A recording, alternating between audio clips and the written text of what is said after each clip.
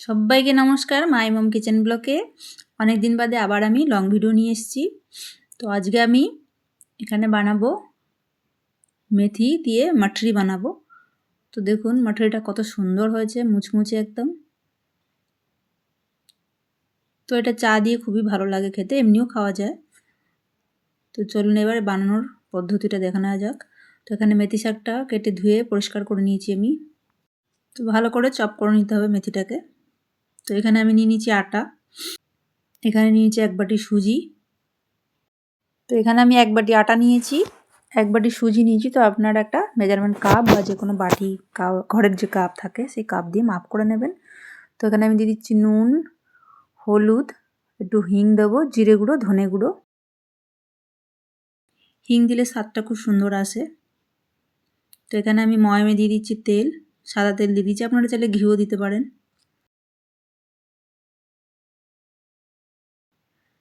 তো এখানে কড়াইতে আমি সাদা তেল দিয়ে দিচ্ছি গরম করতে। তো দেখুন ময়ামটা দিয়ে আগে ভালো করে এরকম মেখে নিতে হবে। তারপরে দিয়ে দিচ্ছি শাকটা। তো আমি এখানে জোয়ানটা আর জিরেটা দিতে ভুলে গেছিলাম। তো এখানে জোয়ান আর জিরে দিয়ে দিচ্ছি, 1 চামচ জোয়ান, 1 চামচ সাদা জিরে, তাতে করে স্বাদটা খুব সুন্দর আসে। তো এখানে আমার আটাটা মাখা হয়ে গেছে, এবার আমি লেচি কেটে নিচ্ছি। তো এবার বেলে নেবো আটার গুঁড়ো দিয়ে, রুটির মতনই বেলে নিতে হবে।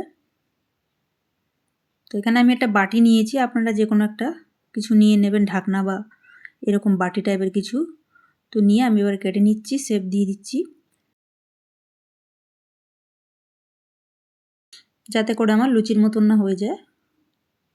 তো এবারে আমি গরম তেলে এগুলোকে ভেজে নেবো এক এক করে। তো আগে বাটি দিয়ে করছিলাম, আমার একটু অসুবিধা হচ্ছিলো, যার জন্য আমি ঢাকনা নিয়ে নিয়েছি। তো আপনারা এরকম একটা ঢাকনাও নিয়ে নিতে পারেন।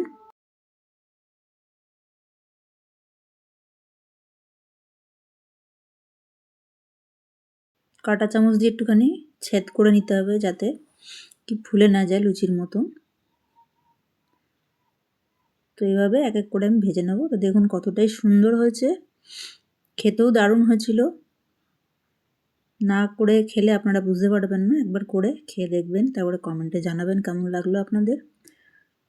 তো দেখুন এখানে একটু চালের গুঁড়িও আপনারা ইউজ করতে পারেন। তো আমি চালের গুঁড়ি দিইনি, এখানে ময়ম দিয়েছি, যার জন্য এত সুন্দর হয়েছে। তো রেসিপিটা কেমন লাগলো অবশ্যই জানাবেন কমেন্ট করে। সবাইকে নমস্কার, মাই মম কিচেন ব্লগে।